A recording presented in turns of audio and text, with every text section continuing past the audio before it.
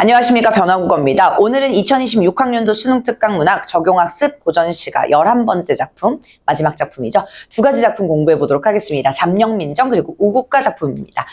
두 작품은요, 우국, 즉 나라를 걱정하는 마음이라고 하는 공통적인 소재 주제를 바탕으로 이 다른 갈래를 여러분 공부하게 될 텐데, 사실 나라를 걱정하는 마음은 백성, 국민들 다 가지고 있는 거죠. 그런데 사대부들은 그 책임감을 느끼면서 무언가 방안을 던지려고, 그리고 개선을 하려고 어떠한 생각들을 제시를 할 겁니다. 그런 내용들을 중심으로 여러분이 공부하시면 좋을 것 같습니다. 한번 첫 번째 작품 잠영민정부터 살펴보도록 하겠습니다. 바로 들어갈게요. 동쪽의 바다에는 큰 고래 있고 서쪽의 국경에는 멧돼지 있네. 그리고 강목에는 패잔병만 울고 있으며 해안에는 굳센 보루 전혀 없구나.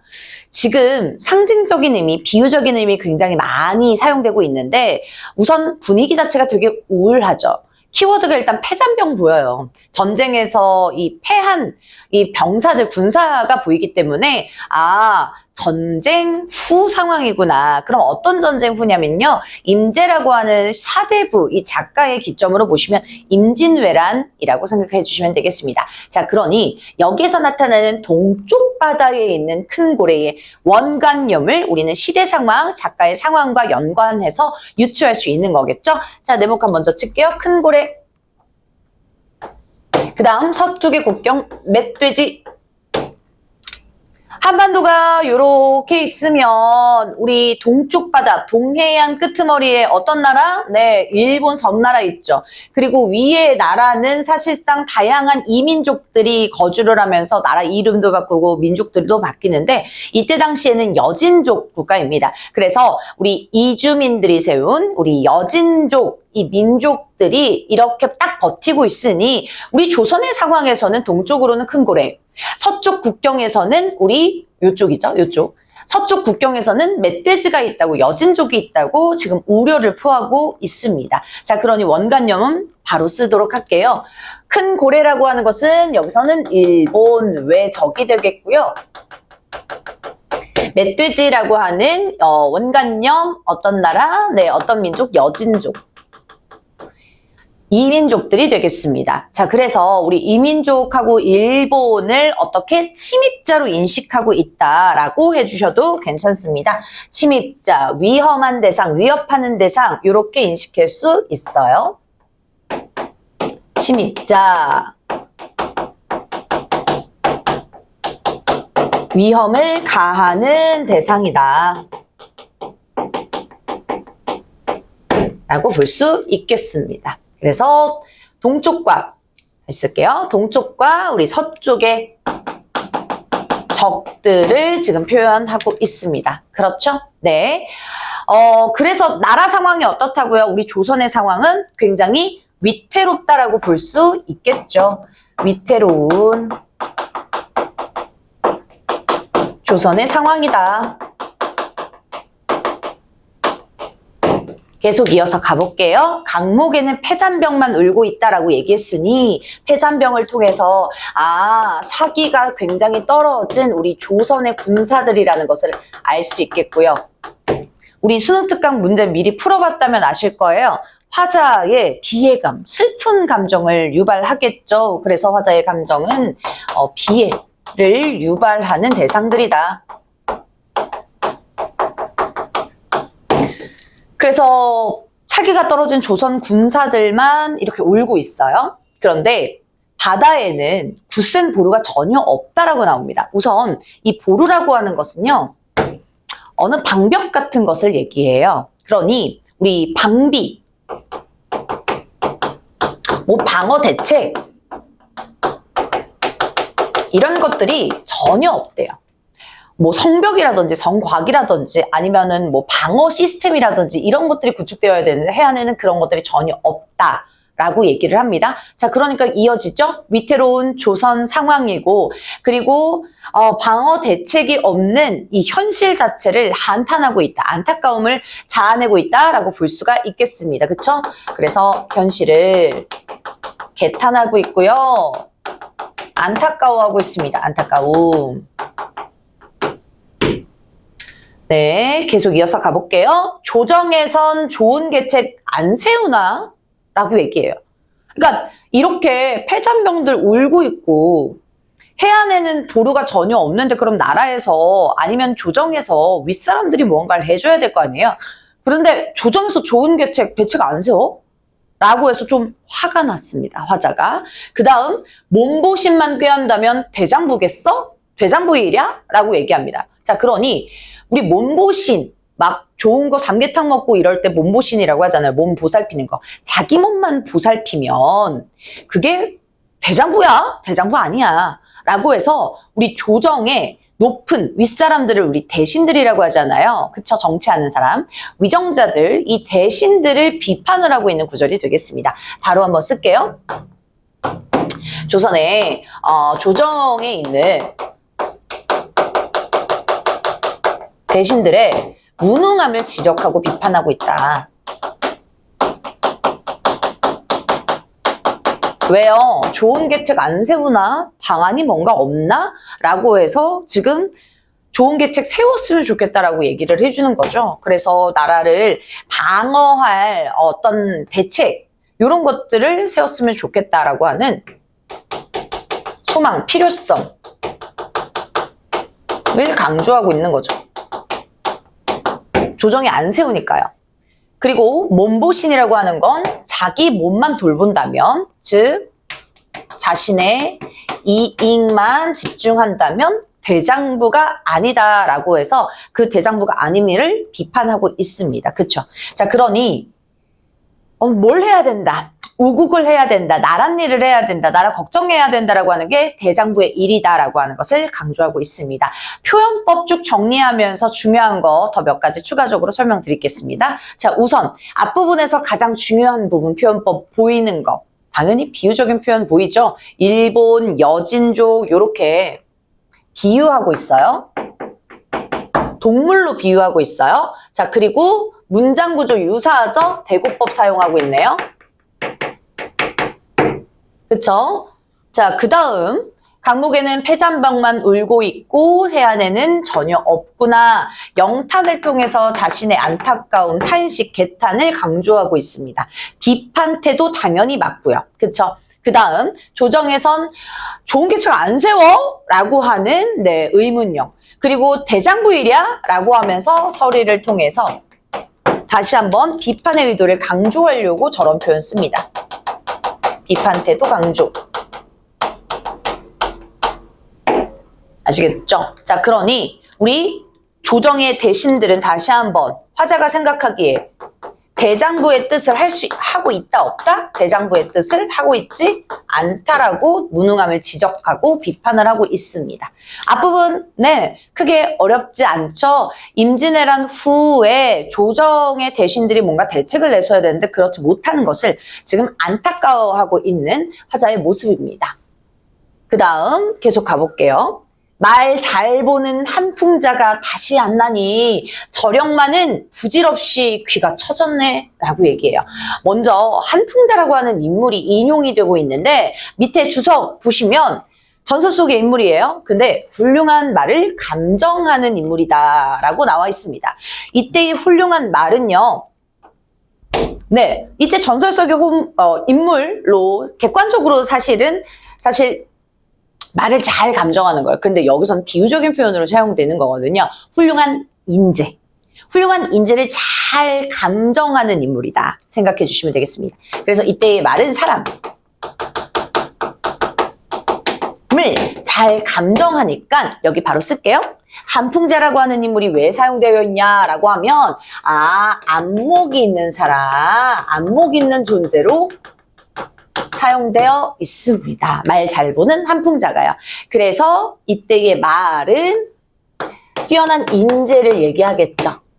그러니 쉽게 말씀드리면 캐스팅하는 거예요. 캐스터. 캐스팅하는 사람. 그러니까 안목이 좀 뛰어나서 왜 길거리 지나가다가 아이돌 안목을 보고 딱 캐스팅하는 것처럼 인재를 딱 캐스팅하는 사람들이 다시 안 난대요. 어머. 그러니 좋은 인재가 있겠어요? 없다라는 소리죠. 그 얘기가 뒤에서 이어서 나옵니다. 저령마는 부질없이 귀가 처졌네 라고 얘기해요. 저령마도요. 밑에 주석 달려있는 것처럼 조조가 탔다는 훌륭한 말이에요. 그럼 이 주석의 내용만 살펴보면 한풍자라고 하는 인물은 이 조조가 탔다는 훌륭한 말을 잘 골라낼 수 있겠죠. 근데 이 한풍제가 없다 보니 이 조조가 탔다는 훌륭한 말을 제대로 진가를 못 알아주는 거죠. 그러니 말이 아까 인재라고 설명드렸어요. 여기에서는 훌륭한 인재를 의미한다.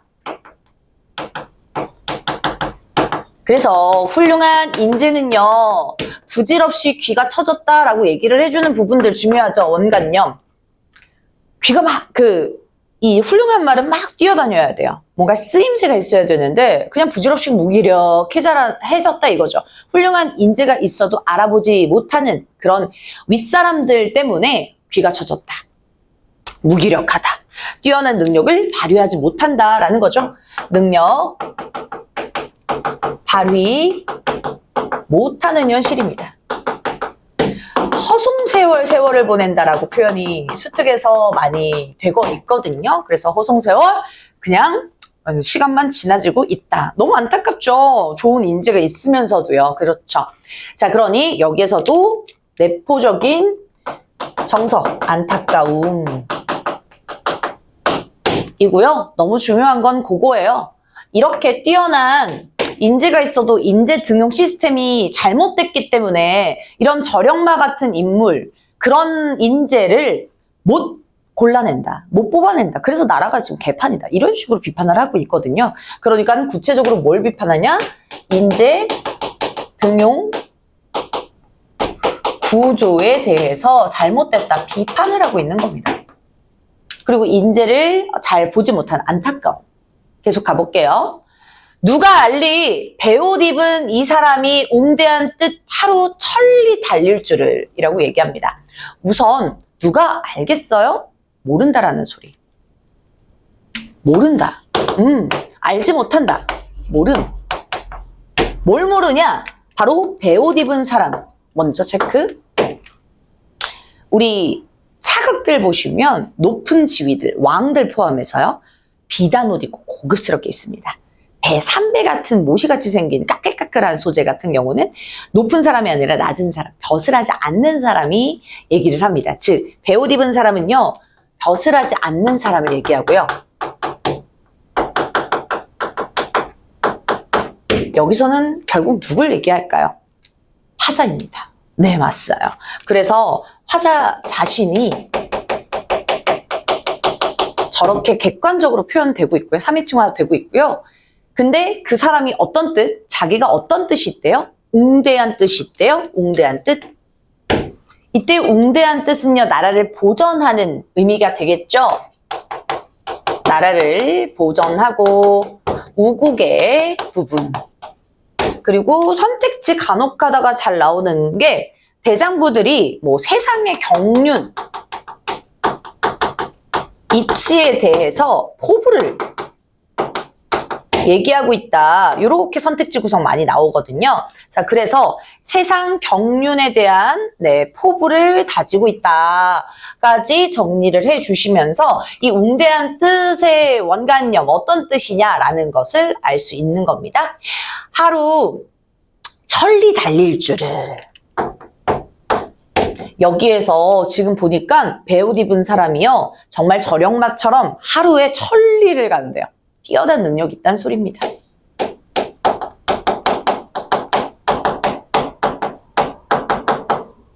뛰어난 능력이 있어서 지금 배옷 입은 사람이 웅대한 뜻을 가지고 있는데 그것을 아는 사람이 있다 없다? 없다. 모른다.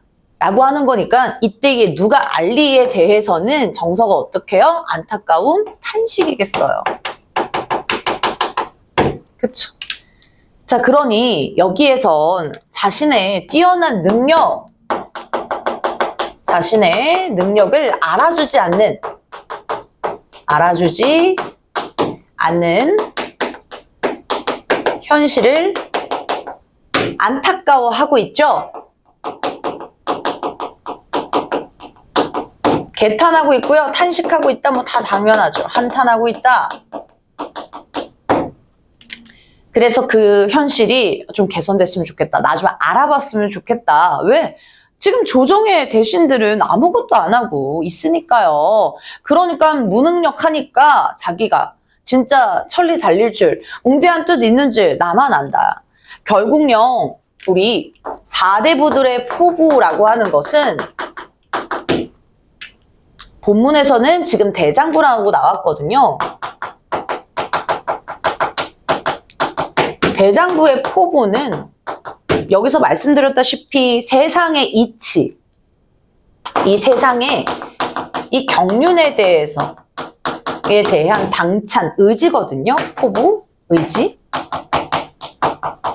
근데 이것이 지금 자기 사리사욕만 이렇게 채워서 우리 조정의 이 좋은 계책 안 세우고 몬고심만 깨우는 조정의 대신들. 포부 의지가 있다 없다? 없습니다. 이 사람들은 몬고심만 주목해요. 자신의 이익만. 근데 화자 자체는 포부랑 의지가 있어요. 네, 그래서 웅대한 뜻을 하고 나와 있죠. 그러니 포부와 능력이 있는 자신을 알아달라라는 메시지, 알아주지 못하는 데에서 안타까운 한탄도 여기에 주제라고 볼 수가 있겠습니다. 네, 태도 비교되는 거 보이시죠? 안타까운 조정의 현실, 비판, 그리고 자신을 알아줬으면 하는 그런 희망을 되겠습니다. 표현법 정리할게요. 당연히 한풍자, 절영마 이런 부분들은 인용이라고 볼 수 있겠고요. 자, 그리고 누가알리, 여기 표현법 잘 나옵니다. 마지막 두구, 두행 별표 쳐주시고요. 여기 부분에서 나타난 표현법 찾아보시면 문장 구조가 원래 누가 알리로 끝나야 되겠죠. 근데 누가 알리가 먼저 빼면서 문장 구조 변화되고 또 강조하고 있어요. 도치법. 그리고 알리 자체 종결음이 어떤 거요? 설의.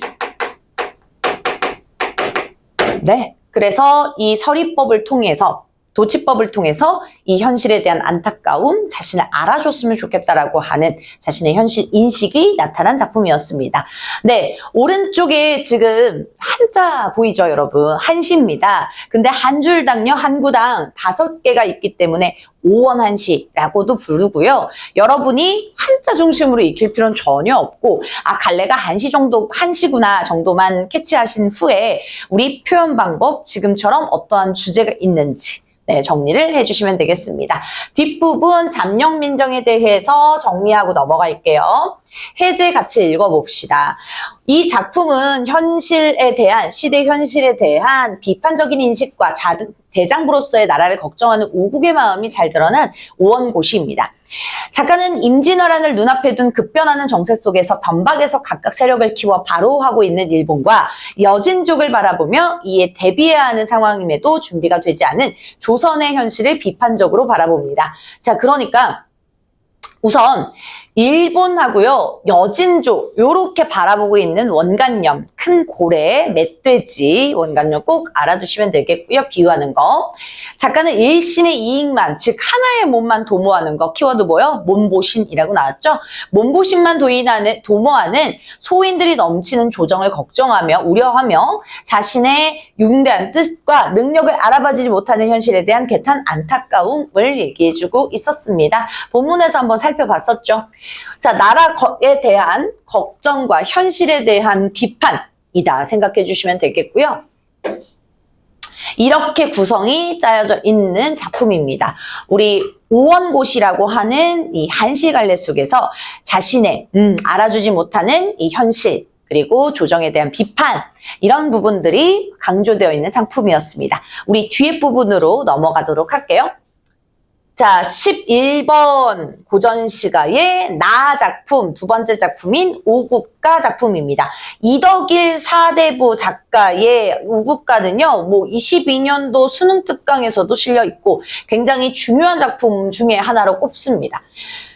연시조고요, 여러분. 지금 제시된 거는 일수부터 차례대로는 나와 있진 않지만 이렇게 중간중간 생략됐다는 의미죠. 중간중간 생략돼서 총 저희 우국가가 28수입니다. 28수로 구성되어 있는데 거기서 수능특강 발췌되어 있는 부분들만 공부해 보도록 할게요. 먼저 첫 번째 일수입니다. 가볼게요. 항문을 후리치고 반문을 하온 뜻은 삼척겁 둘러매고 진심보국하려더니 한 일도 하옴이 없으니 눈물겨워하노라 라고 마무리됩니다. 자, 우선 화자의 상황이 나와 있어요. 어떻게요? 항문을 후려쳤대요. 야, 후려쳐, 때려쳐 라고 하는 건 그만뒀다라는 얘기죠. 왜 그만둬요? 여기에 핵심 단어 반무라고 하는 단어 나오죠. 반문의 목한. 이 반문은요, 우리 문관에서 무관이 되는 것을 얘기합니다. 밑에 주석 다 와 있을 겁니다. 그래서 항문을 때려쳤다라는 건 문관에서 벗어났다라는 얘기입니다. 그죠? 문관 직책에서 벗어나고, 즉 항문을 중심으로 이렇게 우리 임금님께 조언하고 우리 간언하는 그런 신하들을 얘기하는 건데, 이 문관을 때려치고 칼 쓰는 무관으로, 지금으로 따지면 전과죠. 전과. 네, 뭐 복수 전공이 아니라 아주 과 전과를 해주는 거. 이것을 한 뜻이 있대요. 그 이유가 나옵니다. 뭐요? 삼척검이라고 하는 것은 우리 팔척 귀신 들어봤죠? 굉장한 긴. 그래서 삼척이나 되어 있는 긴 검을 둘러매고요. 소재 나와요. 진심보국하려더니 라고 얘기합니다. 그러니까 이 반무가 된 이유, 목적이에요. 네, 반무의 이유. 목적. 다시 한번 뭐요? 진심으로 보국, 나라를 보국하려고 한다라고 하는 여기 부분에서 우리 화자의 뭐가 느껴진다? 네, 우국, 즉 충성심이 느껴지는 거죠. 우국충정이라고 적어주시면 될 것 같습니다. 나라를 걱정하고 충성하려는 우국충정의 마음이 보여지고 있어요. 자, 그런데 한 일도 하옴이 없대요. 즉 성과가 있대요, 없대요, 여러분? 네, 성과도 없고 결과도 없었대요. 한 일도 할 일이 없었대요. 그래서 우리 정서가 나옵니다. 눈물겨워하노라 라고 하는 화자의 인식 나와요. 여기에서의 감정, 안타깝고 자기가 칼 쓰는 일로 전향을 했는데, 옮겼는데 자기가 한 일이 하나도 없대요. 자, 요거 맞을까요? 자기를 반성하고 있다. 괜찮죠. 후회하고 있다. 네, 괜찮죠. 결과 할 일이 하나도 없으니까요. 그래서 반성과 후회, 요렇게 나왔을 때 맞다고 해주시면 될 것 같습니다. 되겠죠? 3수 바로 넘어갈게요. 그 다음, 나라에 못 잊을 것은 얘밖에 전혀 없다. 의관문불 이대도록 더럽힌고 이 원수 못내 갚을까? 칼만 갈고 있노라 라고 얘기합니다. 우선 나라에 못 잊을 것, 치욕이죠, 치욕. 은혜 감사한 것도 잊으면 안 되지만 더 잊고 싶어도 잊히지 않는 것이 바로 안 좋은 기억, 치욕입니다. 그래서 나라에 못 잊을 것, 이때의 예라고 하는 것은 아까 배경 설명드렸을 때 임진왜란이라고 말씀드렸는데, 임진왜란, 네, 치욕이 되겠습니다. 그래서 나라에 못 잊을 것은 나 임진왜란 치욕밖에 없어 라고 나온 거고요. 그 다음 의관문물 이대도록 더럽힌고. 자, 의관문물 소재 중요해요. 동그라미. 이게 일단 더럽혀졌대요. 어느 나라의 의관, 즉 복식과 예절과 문화가 어느 나라의 문화가 더럽혀진 거예요? 우리나라죠, 우리나라. 그쵸? 그래서 조선의 의관 문물이고요. 이것을 더럽힌 주체는 당연히 누구요? 네, 일본이요. 외적이겠죠. 그래서 어떻게 이렇게 더럽혔냐? 빡쳤어요. 분노하고 있습니다. 외적에 대한 분노 보여주고 있어요. 그래서 분노 이어져요. 이 원수 다시 한번 뭐요? 임진왜란의 치욕이요. 좋습니다. 임진왜란 치욕. 의관문물 더럽힌 거요. 이 원수 못내 갚을까? 나 원수 갚고 싶다. 칼만 간대요. 그러니까 여기에서는 화자가 뭐 하고 싶다? 나 복수할 거야. 복수심. 뿜뿜하죠. 그리고 자신의 목표를 이 목표 지향점을 딱 직접적으로 던져버려. 뭐요? 나 너네한테 복수할 거야, 일본 놈들아. 이렇게 얘기를 하는 겁니다. 자, 그러니 복수심과 화자의 목표가 직접적으로 제시됐다. 괜찮아요.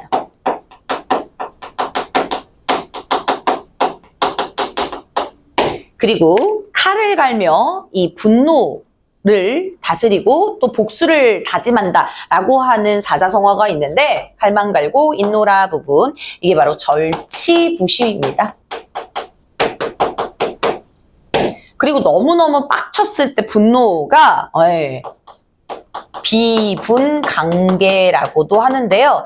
이 두 가지의 키워드가 연결될 수 있는 정서겠죠.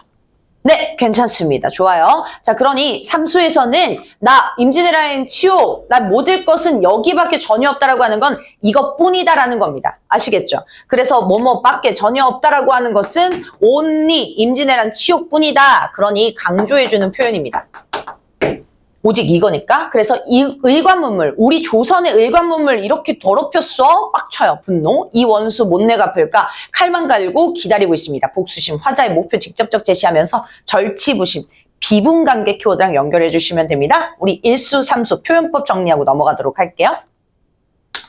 항문을 울리치고 반문을 하온 듯은 삼천국 둘러물고 짐신보고 가열으니 하노라까지 영탄.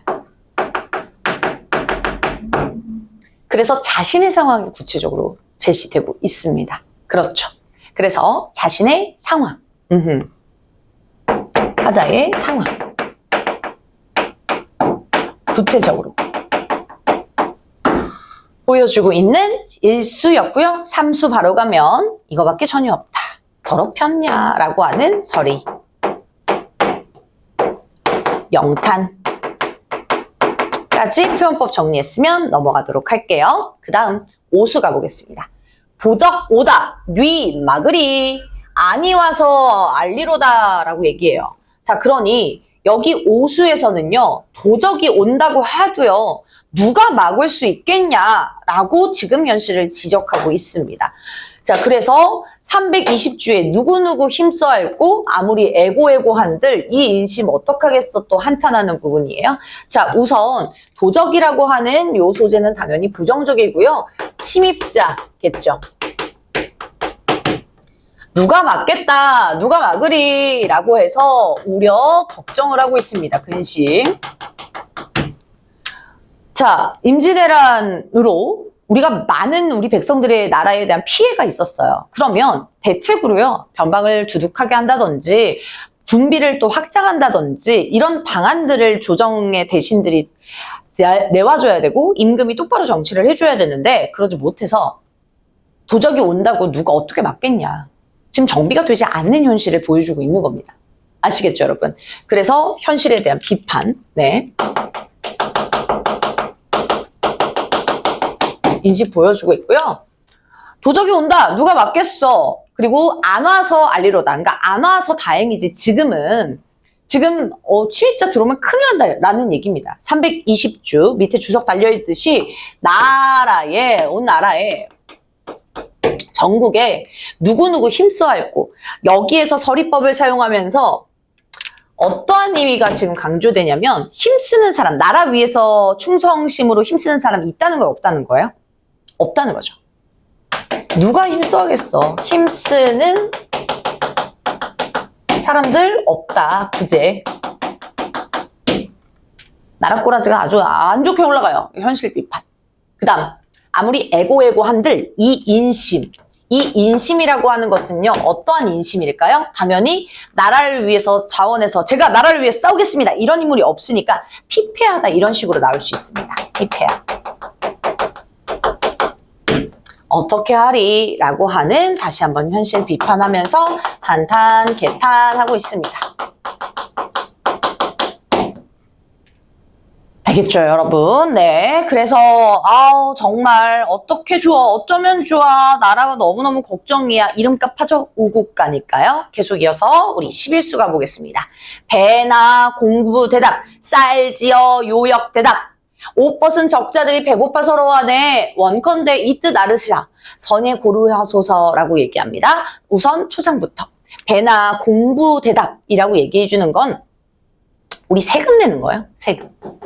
그래서 배를 이렇게 짜서요. 딸도 이렇게 찧어서요. 지금 공부 요역이라고 하는 것은 세금을 납부하는 거죠. 자, 그러니 당연히 백성들은 세금에 대한 부담이 겁나 커지겠죠. 그래서 옷 벗은 적자라고 하는 것이 아들인데 자식인데요. 표면적으로는 옷 벗었다라고 하는 것은 궁핍하니까. 그러니 여기에서의 자식은 실제 자식보다는 더 확장된 의미, 백성들로 해석해 주시는 게 자연스럽습니다. 이 백성들이 배고파 서러워한다라고 하는 이 모습, 다시 한번 궁핍하고 세금 부담 때문에 가난해진 현실을 보여주고 있어요. 그러니 우리 수능특강 문제에서도 출제됐었습니다.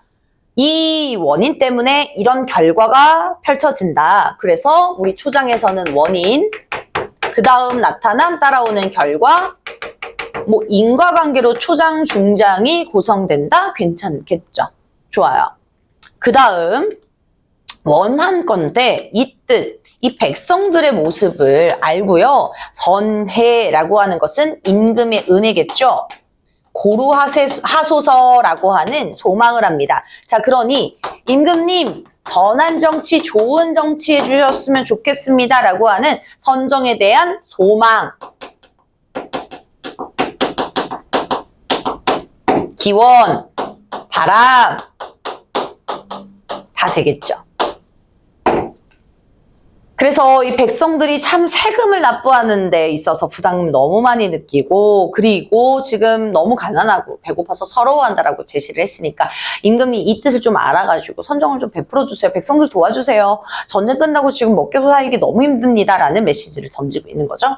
오수부터 우리 또 표현법 쭉 정리 가겠습니다. 누가 막으리? 네, 서리. 아니 와서 알리로다. 명탄.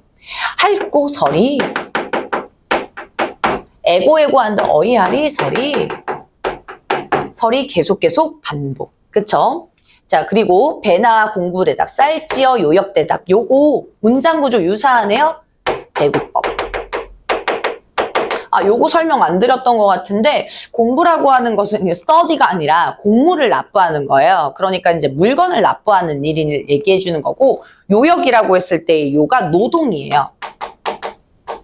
그래서 쌀 지어가지고 노동을 때워야 되거든요. 그래서 무상으로 가서 일하는 거예요. 무료 봉사해주는 거, 노동으로 세금을 납부하는 건데, 어찌됐든 두 가지의 부담이 다 있는 거죠. 참고로 뭐 군역이라고 하는 것도 고전시가요 굉장히 많이 나와요. 병사로 끌려가는 일, 이제 군부대로 끌려가는 일을, 군사로 끌려가는 일을 군역이라고 하고, 이 노동, 요역, 그리고 공물을 납부하는 거, 물건 납부하는 것을 공부라고 합니다. 아무튼 이렇게 세금을 납부해서 부담을 지는 그런 행위에 모습을 보여주는 사자성어가 하나 있어서, 네, 가렴주구 들어봤을 거예요. 가렴주구는 백성들 피폐한 삶, 세금 부담으로 피폐한 삶을 보여줄 때 가렴주구라고 합니다. 네, 옷 벗은 적자들이 라고 얘기했을 때 헐벗은 적자들, 궁핍하다 이거예요. 다시 한번.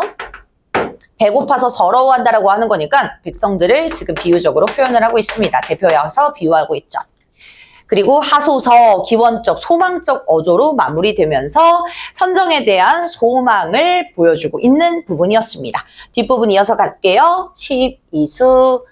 자, 공명과 북이란 여사로 헤어두고 낙묘산 대신에 진심국사 하시거나 이렁성저렁성 하다가 나중 어이하실 거라고 얘기를 하고 있습니다. 자, 우선 공명북이, 부귀공명 많이들 보셨죠? 공명은 이름을 떨치는 일, 부귀는 부자 되는 거, 돈 많이 버는 거예요. 자, 그러니까 요거는 사적 이익이에요? 공적 이익이에요? 당연히 공적 이익, 죄송해요. 사적 이익이죠. 사적 이익인데 대신들이, 조정의 대신들이요. 어머, 저 공명부귀를요. 자꾸 사적 이익만 중시를 해주는 거예요. 공적 이익, 나란 일을 뒤로 미루고요. 그러니까 임진왜란 터져도 방안이 지금 대책이 없는 거죠.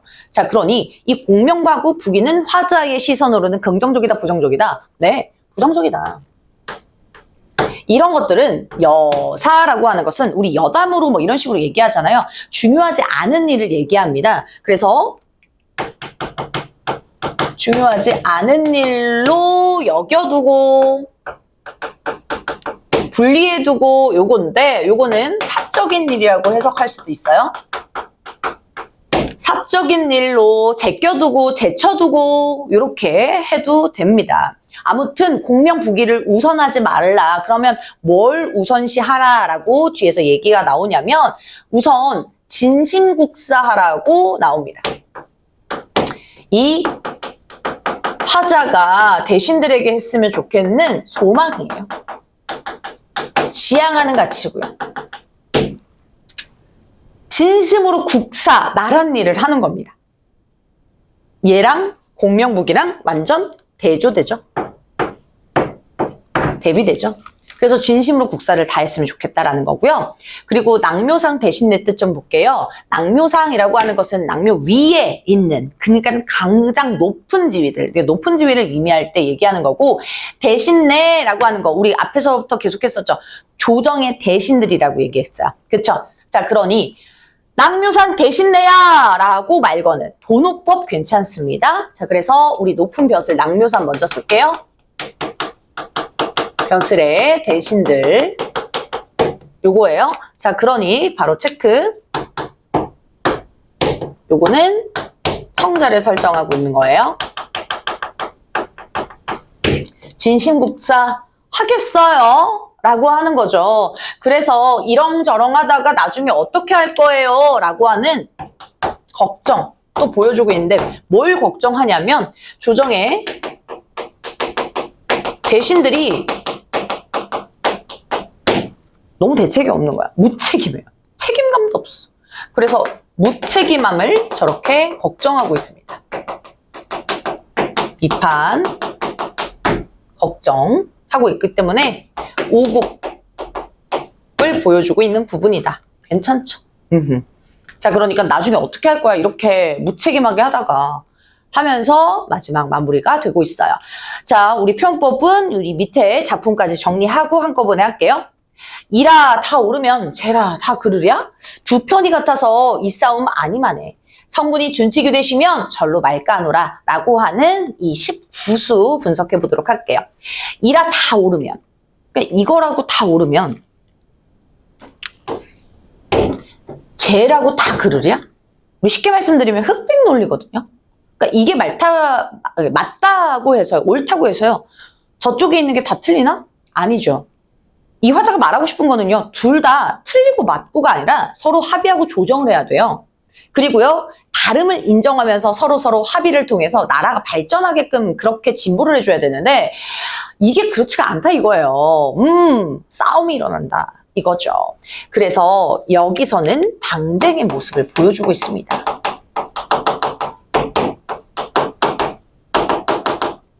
이게 다 오르면 제가 다 그러냐라고 해서 편가르기죠, 편가르기. 나라가 분열되고 있다 라고도 볼 수가 있겠죠. 비판의 모습이고요. 계속 두 편이 같아서 라고 하는 거니까 이때의 두 편이라고 하는 건 두 당이 되겠습니다. 그쵸? 같아서 이 싸움이 아니마네 라고 얘기하네. 그러니 여기 두 편이 같다라고 하는 것은 이 두 당 똑같이 잘못했다. 모두의 잘못이다. 모두의 잘못으로 지적하고요. 화자는 어쩌면 그러니까 중립적인 태도인 거죠. 야, 둘 다 잘못했어. 이러고 있을 시간 없어. 왜 싸워? 나라가 지금 개판인데. 이렇게 답답함을 보여주고 있는 거죠. 그래서 이 싸움 아니마네 라고 하는 답답함, 안타까움.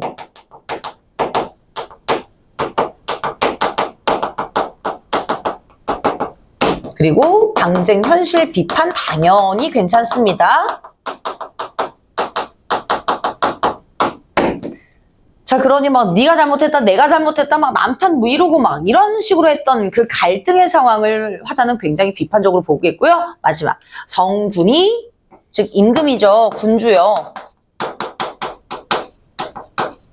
준칙이라고 할 땐 규칙, 법을 얘기하는 건데 이 규칙 법령, 즉 기준이라고 설정해 주시면 좋을 것 같아요. 기준이 되시면 절로 말가노라. 뭘요? 싸움을,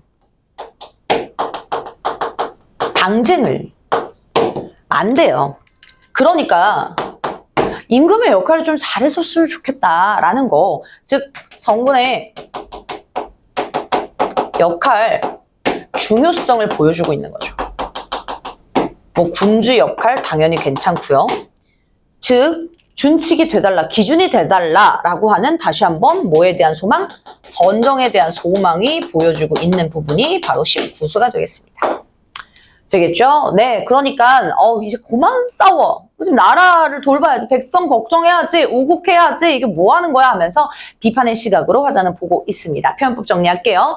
아까 얘기했듯이요, 공명북이 진심국사랑 대조되는 거고요. 그리고 청자 설정하면서 아까도 얘기한 돈호법, 진심국사 하시거나 이렁저렁 어떻게 하실 거예요? 서리법, 이라 오르면 죄다 다 그리랴, 설의부터 시작해서 여기에서도 문장구조 유사하네요. 대고법, 이 싸움 아니만에 준칙이 되시면 이라고 하는 가정 괜찮아요. 긍정적 상황 가정이죠. 조심해야 될 거. 부정적 상황 가정 아니에요. 긍정적 상황에 가정을 하면 절로 말까노라, 긍정적인 결과를 예측합니다. 그래서 화자의 소망을 강조하려고 저런 가정표현법 썼다까지 정리를 해주시면 좋을 것 같습니다. 네, 뒷부분 우국가 정리해 보도록 할게요. 이 작품은 작가가 광해군 훈정을 보고 과향에 돌아와 나라의 미래를 근심하여 지은 총 28수의 연시조입니다. 작가는 임진왜란과 정치 세력 간의 다툼으로 인해 피폐해진 나라에 대한 걱정을 토로하고 나라의 기틀을 다지기 위한 현실적 제안을 제시하고 있습니다. 그래서 전쟁의 실상, 우국의 마음, 당쟁에 대한 비판, 피폐해진 현실에 대한 개탄이 잘 드러나는데 굳이 구성을 따지면 사실상 우리 초장과 중장에서는요, 이 화자가 어떤 상황을 보고 있는지, 화자의 관찰, 그리고 현실 문제, 이런 것들을 보여주고 있습니다. 그래서 뭐 폐잔병들이 이렇게 뭐 앉아 있다든지, 맞나요? 지금 주작품이 섞여가지고 죄송해요. 네. 우리 저기 자신이 볼 수 있는 상황 구체적인 제시, 그리고 여기 부분 의관문물이 더럽혀져 있다. 그리고 이 320주에 힘쓸 사람 없다. 그리고 뭐예요? 화자가 관찰하기를 백성들이 배고파한다. 이런 것들에 관찰하고 궁핍하다, 현실 문제인식, 당쟁이다, 뭐 이런 것들을 보면서 종장에서 어떤 식으로 마무리하냐면, 화자가 관찰하면서 어떻게 이 인심 어떻게 하겠어 한탄한다든지, 아니면 눈물겨워 한다든지, 나 분노할 거예요 라고 하는 화자의 무엇이 드러난다? 네, 인식, 정석, 그리고 문제에 대한 어떤 거요? 네, 대안. 이렇게 했으면 좋겠다라고 하는 이 구성으로 여러분 공부를 기틀로 잡아서 해주셨으면 좋겠습니다. 구성이 다 내가 관찰한, 내가 생각한 현실 문제에 대해서 한탄하고 안타까워하고 비판하는 인식뿐만 아니라 임금님이 기준이 잘 되셨으면 이 당쟁은 안 일어났었을 겁니다. 앞으로 선정을 해주세요 라고 하는 그러한 대안까지도 있었습니다. 그래서 군주에 대한 역할, 군주의 역할이 굉장히 중요했던 거고요. 그래서 나라에 대한 비판, 걱정, 1수부터 19수까지 이렇게 나오고 있습니다. 이 작품은 말씀드렸습니다. 28수로 총 구성이 되어 있기 때문에 수능을 대비하면서 이 영상을 보는 친구들은요, 전문을 좀 공부해 주시는 게 좋을 것 같습니다. 자, 뭐 예를 들어 15수 같은 경우는 여기에서 생략되어 있지만 말아라, 당쟁하지 말아라 라고 하는 되게 운율감 느껴지는 구절도 있고요. 28수에서는 마지막 결사 부분이기 때문에 나 공명북이 내가 바란 적은 없고요. 내가 이렇게 당쟁을 난 하기도 싫고요. 난 우국을 하겠다라고 하는 우국 충정의 다짐까지 이렇게 나와 있는 마지막 28수도 있습니다. 존재합니다. 그래서 우리가 나라를 걱정하는 마음을 우리는 우국 충정이라고 하는데 그 우국 충정의 키워드로 오늘 두 작품 오원고시와 그리고 연시조까지 공부를 했습니다. 여러분 형식상의 특징, 표현상의 특징 그리고 주제 중심으로 정리를 하면서 복습하시길 바라겠습니다. 오늘 강의는 여기까지고요. 저는 다음 강의에서 만나 뵙도록 하겠습니다. 고맙습니다.